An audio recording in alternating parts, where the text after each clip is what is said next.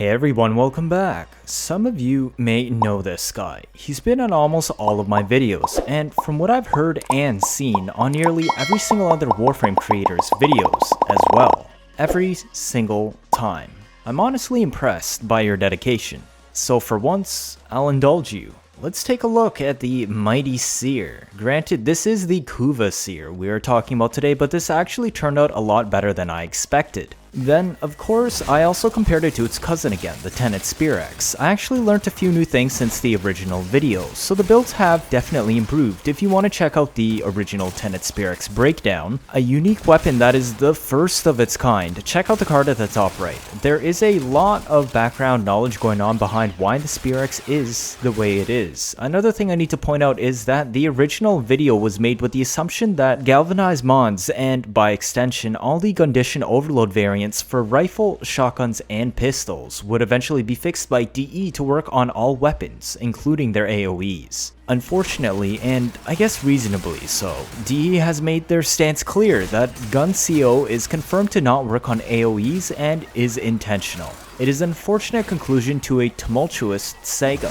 What started as a bug has once again become a feature, but this time for the worse. Some people have issues with this. Honestly, I don't mind this decision, as if it did work on AoEs in general, then the gap would get even bigger between AoE launchers and quote-unquote all the other weapons. The launchers don't need this help. Galv CO is still bugged though, not working properly on certain weapons such as the Tenet Detron, where it scales the bonus off the base damage of a single pellet instead of the total base damage on the alt fire, whereas the primary fire mode functions like normal. On the other hand, you have weapons that somehow benefited from the bug, where Galv CO actually works like Eclipse, a final multiplicative bonus, instead of Vex Armor, a base damage bonus as intended, with the most obvious offenders being Queller and Tenet Arcaplasmor. Combined with the multi-hit from Tenet Plasmor refreshing every time it strikes an enemy, and Queller's already strong damage and infinite punch through, it's no wonder these have risen to the top as alternatives to the AoE launcher meta.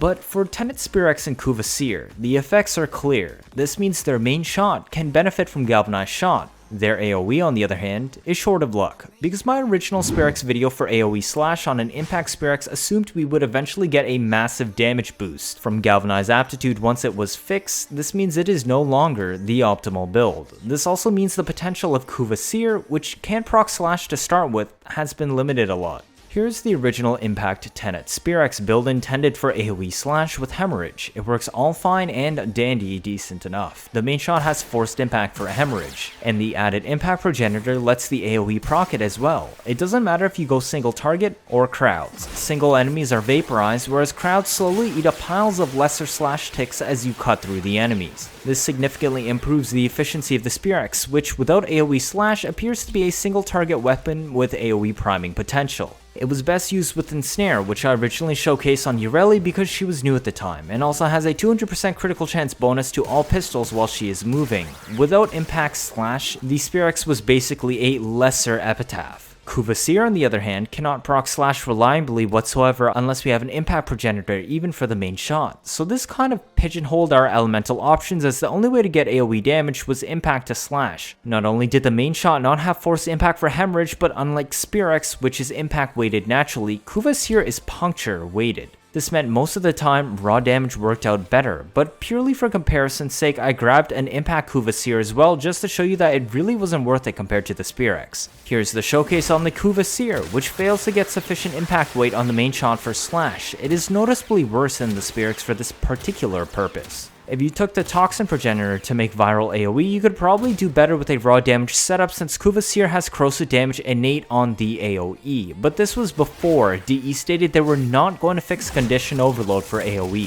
If they did, maybe even the Impact Slash on the Seer would have been viable. There's a few things I want to point out here. If you directly compare Tenet Spirex to Kuva Seer, it's clear that the Spirex is a power creeping version of the Seer. You have 5% more crit chance, 0.5 times more crit multiplier, 7% more status, near identical reloads, and just one shot less in the magazine. I had my work cut out for me. There's even the passive of faster reloads on the Spirex if you get headshot kills. To live up to the Pope of awesomeness, I was determined to make a build worthy of the Mighty Seer, so this is what led to the first quote-unquote endgame Gaunt build that I will show you today. Remember Galvanized aptitude not working on AoEs? Well, let's look at the stats of the Kuva Seer. It has a 2.3 meter AoE. Actually, the Spirex has only 2 meter AoE, so in this department, Seer's actually slightly ahead. Then again, who cares about an extra 0.3 meters? But this is where none of it matters. If Galvanized aptitude doesn't work on AoEs, then who cares what the weapon's innate AoE? The weapon's innate AoE. Because let's be real, even on a Spirex / build, its full potential was still limited by the 2 meter base, and you'd have to spend a mod slot to slot Prime Fulmination, which would only increase it to 3.32 meters.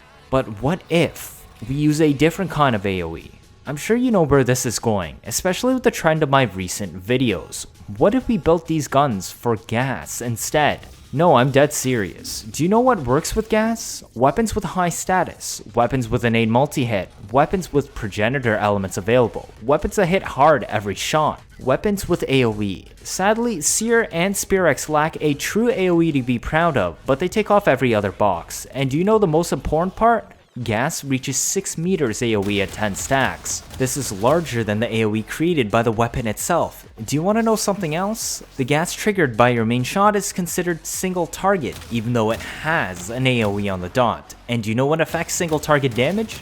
Galvanized aptitude. So now we have a main shot gas dot boosted with Galvanized aptitude with 0 fall off versus the original AoE / dot not boosted by Galvanized aptitude with less radius and also actually affected by fall off. That's right, gas dots don't have any fall off whatsoever, and it's 6 meters. We also don't even need to slot Prime Fulmination now. We also easily hit max gas stacks for the 6 meter radius due to the innate multi-hit. Which one do you think wins? There is one thing I need to tell you though, it's a bug exclusive to secondary weapon arcanes, and gas. We all know, or should know by now, that gas dots as well as electric can proc headshots and thus actually kill enemies with headshots. This can and will proc Galvanized crosshairs, arcane pistolier, secondary deadhead, and basically anything else that requires headshot kills which normally doesn't proc on dots such as bleeds. But it is bugged with secondary deadhead. For some reason it will wipe stacks at some point while you're killing enemies with gas headshots. Watch this replay in slow motion and pay attention to the buff bar. My deadhead stacks vanish way before they should, and then reappear on the next headshot kill as a 1x stack, resetting them. I have no explanation for this, because Electric doesn't have this problem. Unfortunately, this means we can't use Deadhead on Seer and Spirex today, otherwise Gas would be able to double dip on the Deadheads at 30% headshot multiplier for a free 69. Nice. % extra final multiplicative damage. I highly doubt DE cares about this buggy interaction either, so, well, once again I digress. We have a final answer on Galv CO for AoE, but now a new bug that significantly affects damage output arises. This is the Mighty Seer gas build, the Gaunt build. Just keep in mind the builds moving onward from here are full loadout setups and not just the weapon. The first thing I want to point out here is this Hornet Strike. If you want an okay build out of the box that can deal with base steel path enemies, then you can leave this here. This is because the weapon scales almost all of its damage from gas, so it is difficult to get it ramped up if you don't have any base damage at the start. If you want to take the plunge, slot Galvanized shot here instead, you won't regret it. Building up the first stacks will take effort, but once you kill off the fodder, this will rip enemies apart. Let's scroll to the damage types on this build. So this is an impact Kuva Seer because I'm too lazy to get another one. Keep in mind this means you could pick heat or toxin for higher gas weight or even drop creeping bullseye for hemorrhage if you want to keep it on impact so that you get the first kills of the mission faster to start stacking merciless if you're running Galvanized shot instead of Hornet Strike. These are just options. The important thing is that gas damage does not scale with elements. You need multi-shot, base damage, crits, faction damage, etc. Now, how much damage should we actually get from Galvanized aptitude on this build? Well, this build has 4 elements on the main shot and also corrosive on the AoE, so you get 5 status effects on every main enemy you shoot. If you're grouping enemies, Panzer will probably tag them all with at least 1 viral stack, so that's 6 status effects. Galvanized shot maxes out at 120% base damage per status. This will grant you 720% base damage on the main shot with 6 status effects. That's over 3 times stronger than Hornet Strike. You will also have Merciless providing 360% base damage to the weapon for a total bonus of 1080%. You literally now have a fully stacked Vex armor built directly into the weapon, and this damage is what is going to be used to scale into the 6 meter gas AoE, with 0 fall off. and at 10 stacks, so not only is the gas cloud max to 6 meters, but your dots are going to hit 10 times harder. You're also AoE hitting other enemies and also producing gas clouds there. While those clouds are weaker, you're still making 10 stack gas on basically everything you touch while stacking big PP gas on the main enemy. Honestly, all the enemies will probably be dead after you shoot the first enemy a few times, because gas dots can headshot, and obviously we're aiming at heads. Side note, the zoom helps with this, and we will be able to easily trigger and upkeep galvanized crosshair stacks. This is part of the reason why dropping creeping bullseye for hemorrhage on the impact seer is viable. Our primed bane is self-explanatory, double dipping dots for 2.4 times more damage on gas. Energizing shot is interesting. It can also be equipped on the Spirex and Seer for some reason despite having an AoE. The 2.3 meter AoE on the Seer can pick up energy orbs nicely. You also get an extra 27.5 energy for doing this. You could also slot spry sights if you want to move while ADSing faster, or reflex draw for holster, or ear recon for aim glotting if you really hate that zoom. I don't know, it's up to you. Eject magazine is also another strong alternative because it lets you avoid the longer reload. It is only 1.8 seconds of merciless, but sometimes being able to just melee and bullet jump away feels better than manually reloading that 1.8 seconds. There is one last piece to the puzzle though. I did say this is a complete loadout. This basic gas version is simple. You would run this with Arcane Pistolier so you have to reload even less. Because like I said, gas dots can headshot, kill, and proc it. This helps immensely with the feel of the weapon. I mean, with 1080% base damage scaling, you don't really need more base damage arcanes, do you? Arcane Velocity could fill the other slot, or Energize. Fire Rate can also be sourced from the frame itself if you pick frames with fire rate or reload buffs. Showcase time? I've been talking long enough. Honestly, I think I can just spawn and shoot and it will speak for itself. We've already seen what a /seer can do, so let's see what this god build, the Mighty Seer, can do. Simple. While the ramp up at the start is a bit slow, they die very quickly once we get everything built up. Another arcane you can consider if you want is Arcane Avenger with Combat Discipline, but that's entirely optional as we're already stacking Creeping Bullseye with Galvanized Crosshairs. If you remove Creeping for Hemorrhage though, then Avenger may be worth considering if your frame build doesn't need Energize.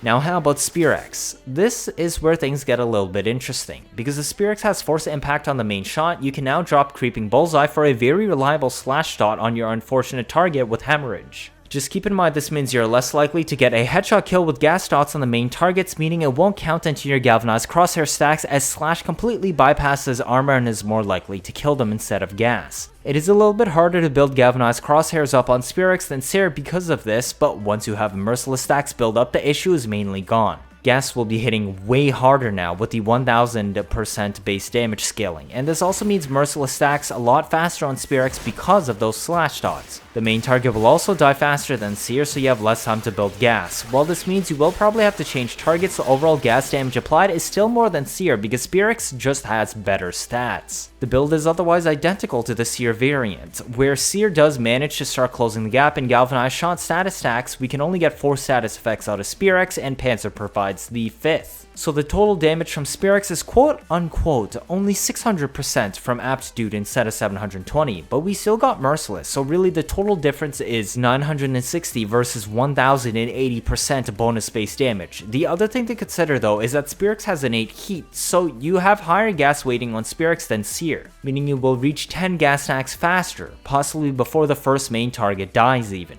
In the end, I would still give the edge advantage to Spirex, and I just find it feels better to use. Also, it looks way nicer as well. Once again, the Exilus can be energized shot if you want to make use of the AoE to grab up easy energy orbs for a bonus effect, or eject magazine for the holster reloads between areas. You will be reloading 30% per second this way, since your companion will be bringing 10% from a 2p synth set bonus. You also get the passive, which reloads faster on headshot kills, while also being able to consider a toxin progenitor that will give you gas immediately without having to mod for it, whereas you still have force impact on the main shot for hemorrhage. For those of you that have farmed Saxum Spittle, while it has not managed to make it on this updated build, that is entirely because of the decision for Gun Seal to not apply to AoE. This does not mean pure impact / Spirex is no longer good. It is still good, rather we are improving on the model with new information based on DE's decisions. There are other weapons that can make use of Saxum Spittle as well, and one thing to keep in mind is this particular build gives up even more single target damage than the before, as you have less stats to push the slash since Saxum Spittle is no longer there. Therefore the AoE component will contribute even less slash to the main target.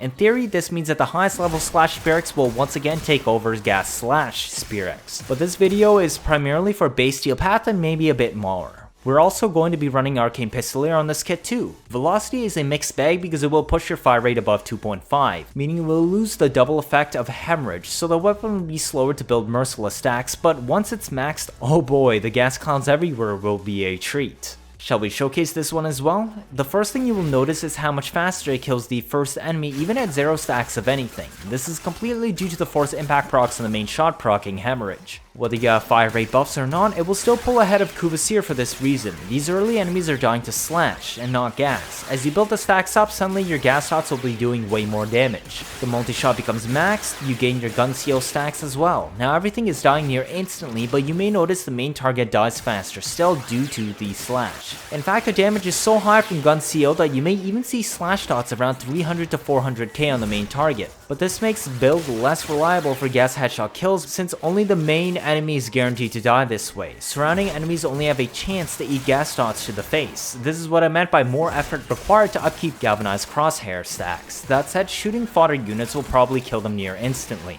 The one saving grace besides your raw firepower is that gas ticks on the same moment it is inflicted. Gas damage begins at time 0 for the dot and ticks once per second. Slash instead begins ticking 1 second after the bleed is applied, so if you shoot fodder in the head, you're basically guaranteed to kill them with a raw firepower as well as the gas dot before slash manages to tick.